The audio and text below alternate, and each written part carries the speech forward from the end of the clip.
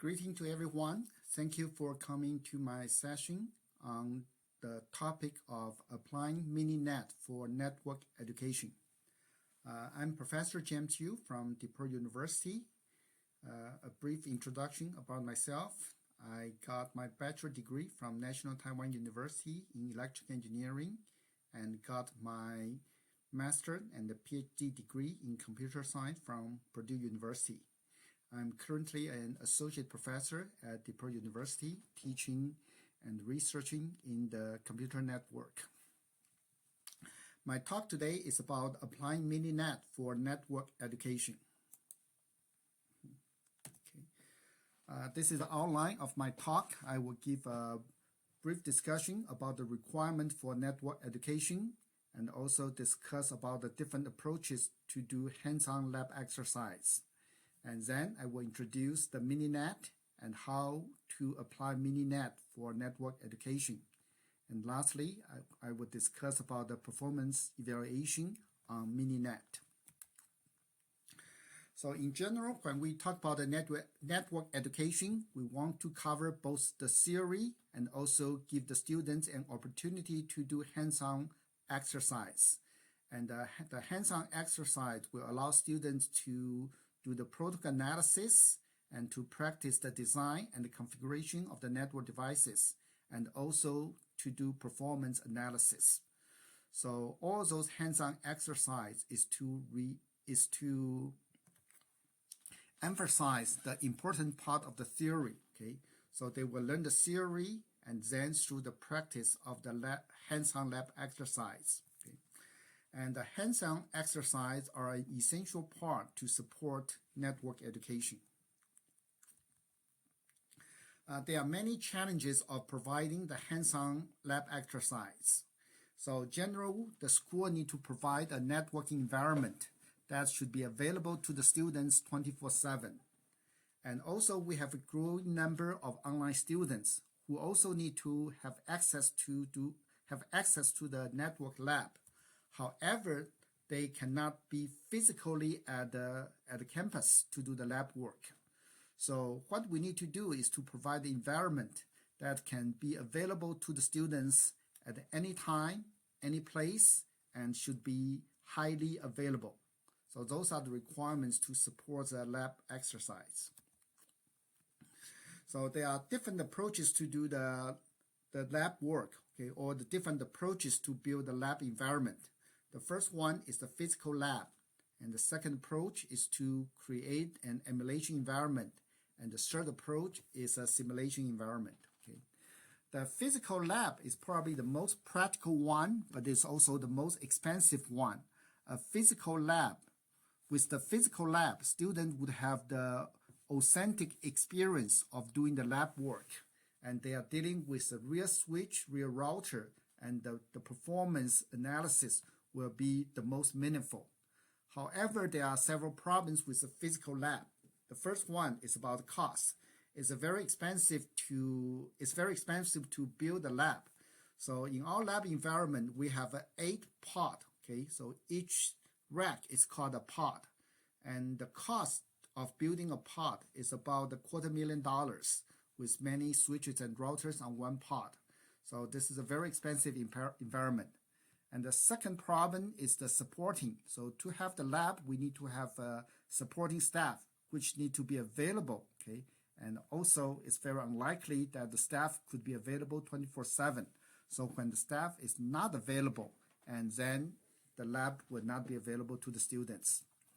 The third issue is about the scalability, and it's not a problem to have 4 or 5 switches, but if we want to create a network with hundreds or thousands of switches, routers, and it is impossible, and physically impossible, and also costly impossible to build a lab that could have hundreds or thousands of the nodes. Okay. So the second approach is to do network emulation. So network emulation is a software tool to emulate the network devices, and with that we can create a virtual network environment from which the students they can configure the network devices. The example of network emulation would be like the Cisco Packet Tracer or the Juniper Junos. The advantages of network emulation is that students will have the real experience to design and configure the network device, and they can create a relatively large network with maybe 10, 20, or even 30 nodes. However, it cannot go beyond that. Okay, so it is unlikely to create a network with, say, more than 50 nodes, 50 switches or routers. Okay, and also our experiment with the network emulation is that the traffic is not real. So it's difficult to capture the traffic and analyze the traffic. It will be very useful to do the design and the configuration, but it's not very useful for the analysis. And also, it is totally impossible to do the performance analysis. So when I try to do the performance analysis on the Cisco Packet Tracer, and the result is totally meaningless, okay? So performance analysis is impossible. Traffic analysis is extremely difficult, but the design and the configuration are the best part for the network emulation. The third approach is a network simulation. Network simulation is basically a programming environment to simulate the network behavior. And the network simulation is not a very useful tool for the introductory course. And the network simulation is basically a programming environment. In other words, the student need to be good at programming to do the work on the simulation environment. The example will be NS2 and NS3. My experience is that the network simulation is most useful for research rather than the introductory courses. Okay. The proposal or the discussion, the focus today is about the Mininet. Mininet is an emulation environment, but it is different from the previous emulation environment, which will be vendor specific. Mininet is like an open source emulation environment. It will be able to create the real traffic, and the performance analysis will also be more meaningful. Okay, so it will be able to support the design, the configuration, protocol analysis, and also performance analysis. All the key functions that we have discussed earlier, they can all be supported on the Mininet environment. So the Mininet is created on a virtual machine, and the virtual machine is built on a physical box. So a physical computer could have many virtual machines, and each virtual machine is a Mininet environment. On each Mininet environment, we could have many hosts. And each Mininet host is a Linux machine. It's a Linux virtual host. And this Linux host, they all share the same root. So in other words, each Linux host has its own IP address, has its own kernel, but all the hosts, they share the same file system. So if I create a file on host 1, I will also see the same file on host 2. And I can actually also see the file on the virtual machine, which do the hosting, okay? So the virtual machine, so we can look at this example here. So this virtual machine is a Linux box, and each host is also a Linux box. And all those Linux boxes, they have the same file system. Okay, this is a virtual box, okay? So if I create file on H1, I will see exactly the same file at the same place on H2. However, each host has its own IP address and has its own MAC address. So from the network perspective, each host is an individual entity. And all the hosts, they will on all the hosts, we can run the same commands, we can use the same tools to do the configuration and analysis. Okay. So now we are going to see how we can use Mininet to create different network devices. The first one and the most basic one is an Ethernet hub. So Ethernet hub is a layer 1 device that it will receive, the Ethernet hub receives traffic on one interface and will broadcast the traffic on all the other interfaces. Okay. So for students to learn about the Ethernet hub behavior, what we will do is that we will send the traffic from host 1 to host 2. Okay. So when the traffic goes from host 1 to host 2, we can use a tool called a TCP dump to see the traffic coming to host 3. So this is an example showing the traffic arriving at Ethernet 3 on host 3. So when we see the traffic from host 1 to host 2, and this traffic is also observed on host 3, and this behavior demonstrates that the network device is an Ethernet hub. So I think also this exercise shows that we can describe about the theory, the layer 1 of the Ethernet hub. And this lab is the practice of observing the hub behavior. The second example is an Ethernet switch. An Ethernet switch will not do the broadcast. It's a unicast function. So an Ethernet switch will receive the traffic on its incoming port, look at its destination address, destination MAC address, and forward the traffic from the incoming port, forward the traffic to the outgoing port based on the destination MAC address. So in this example, we also send the traffic between host 1 and host 2. And on the host 3, we would not observe any traffic. Okay, so the traffic between host 1 and host 2 is just between host 1 and host 2. There will be no traffic observed on host 3, as we see in this TCP dump function. So again, this example demonstrates about the Ethernet switch behavior. The third example is a router. Okay, so in this case, we can see this is router has 3 interfaces. A router will break a network into multiple subnets.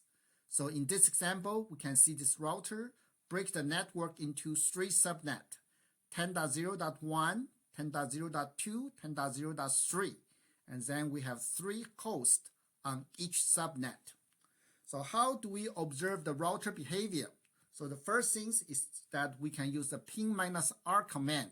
So again, this is a standard Linux command. The ping-r command will trace each hop on the route. So as the traffic goes through each router, it will record the router address. And this is a limitation we observed on the Mininet. So the Mininet does show the number of hops from the source to the destination, but it does not track the IP address correctly. Okay, so the yellow, the highlight area shows the IP address tracking we are expecting to see, and the one on the left is the actual result. It only shows the number of hops. It does not track the IP address correctly. So again, this is a limitation we observed on the Mininet. And back here, so if we want to check the router behavior, one thing we can do is just log into the router and see the routing table on the router. And then we can see how the traffic goes from H1 to H2. So from the TCP dump, we can track the traffic between host 1 and host 2, also track the traffic between host 1 and host 3. Okay, so that's how we can check the behavior of the router. Next, we are going to look at a more interesting experiment using the spanning tree protocol. So spanning tree protocol is to convert an Ethernet loop topology into a tree topology by blocking certain ports. So the physical topology of those three Ethernet switches forms a loop, and the loop is not good for the Ethernet. So the spanning tree will block a port, so to convert this loop topology into a tree topology. Okay, so that's the basic function of the spanning tree. So first, we will look at why we need a spanning tree, why it is important to configure to enable spanning tree. So our first experiment is to disable spanning tree on all the switches. So when we disable the spanning trees, we will observe the broadcast storm. So usually when students hear about the broadcast storm, it's just a concept. But now by using this environment, we can easily create a scenario of broadcast storm. So what we observed here is that when we disable STP on all the switches, so we will observe a significant packet loss when we communicate between any two nodes, okay? And after a little while, the packet loss will increase significantly because each broadcast message is going to duplicate itself, and this duplication process is very, very rapidly, okay? I would say it's probably more rapid than the coronavirus, okay? So usually just within a few seconds, we will be able to see the effect of the broadcast storm. So in this example here, just within a few seconds, we will see that 80% of the packets are lost. If we continue, the packet loss will go to 90% and 95%. So again, this demonstration shows that if we do not have the spanning tree enabled, we will have a serious problem with our network, and that is the broadcast storm.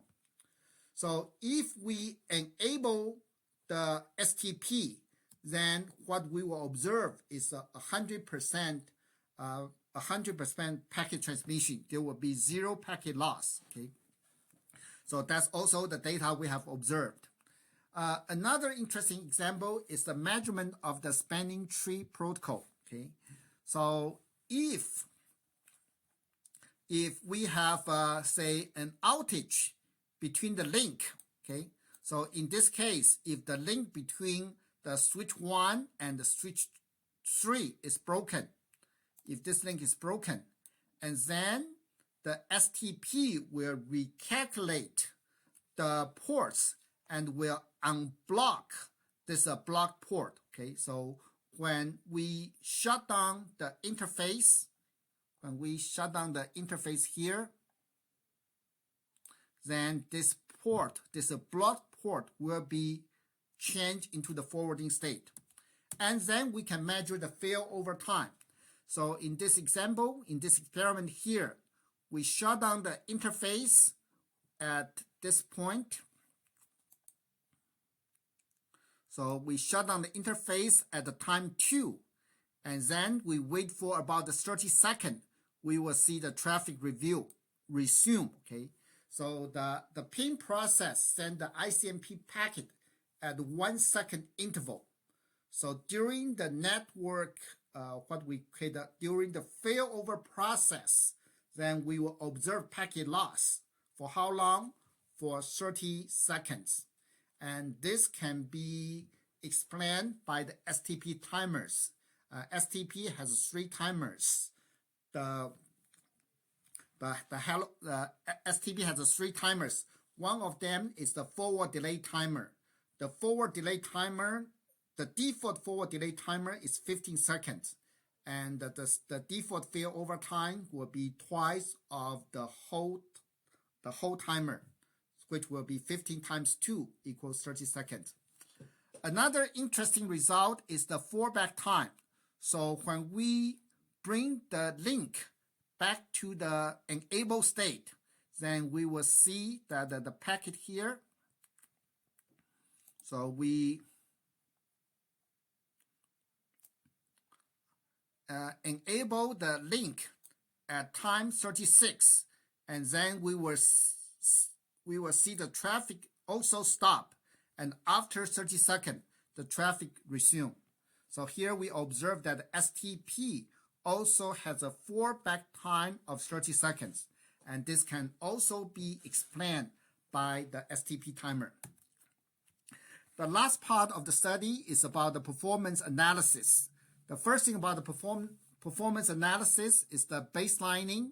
So we want to make sure that the CPU has sufficient power to do the performance. So in our analysis, we do the 10 base T, 100 base TX, and the 1000 base T. And from the baselining process, we see that we can get a good performance result for 10 base T and also reasonable result for 100 base TX. But we will not get good result for 1000 base T. In this time, the CPU occupancy is very high, and the results is we get very strange results due to the bottleneck, the shortage of the CPU resource. In other words, if we want to do the performance evaluation, we should limit our link speed to 10 base T or 100 base TX. Okay. So based on that, we will do the performance analysis on the round trip time and the throughput. So first, we will create a relatively large network topology with 50 nodes and 50 switches and 50 hosts. And then we will measure the round trip time between host 1 and host 2, host 1, host 3, host 1, host 4, and host 1 and host 50. And we find the very interesting results. The RTT increased with the packet size, which is intuitive, okay, which is intuitively sound. However, RTT is independent of the number of the switch hops. So in other words, the traffic going through 2 switches or going through 50 switches, they both have the same round trip time. And this is a counterintuitive result. But after further study, we explained to the students that there are 2 operation modes, the store and forward mode and the cut-through mode. So if we are operating the cut-through mode in the switch, then the RTT will be independent of the number of the switch hops. So this is another very interesting result that we can use the empirical data to explain important theoretical concept. Another result is the throughput, and it's also interesting to see that the throughput is independent of the number of the switch hops. This is not about the switch operation mode. This is about the queuing theory. So this is seemingly counterintuitive, but actually it makes perfect sense if we study the queuing theory, look at how does the throughput is related to the switch hops. Basically, the throughput is independent of the switch hops. And so this concept, after the data, after the explanation, and it will help students understand how does the network topology affect the network performance, such as round trip time and the throughput. So in conclusion, we have demonstrated that the Mininet is an effective tool to build a virtual network for teaching introductory courses. And this is a very effective, cost-effective environment because the network is built on the student's own computer. It's very easy for the student to build this network. And also the student can support the network by themselves. There's no need for the technical staff to support this environment. We do need to provide the tutors to help the students to answer some basic questions. And after the student build this network, and they will find this is a very effective environment for them to learn different network concept. Another good thing about this Mininet environment is that there's a lot of the open source tools that are available for students to try to experiment with the different network functions. Hopefully that you will find that the Mininet is also a useful tool for you to try and experiment for the networking courses. And with that, to help students learn some basic but also very important networking concept. And that concludes my talk. And thank you for your interest and thank you for your attention.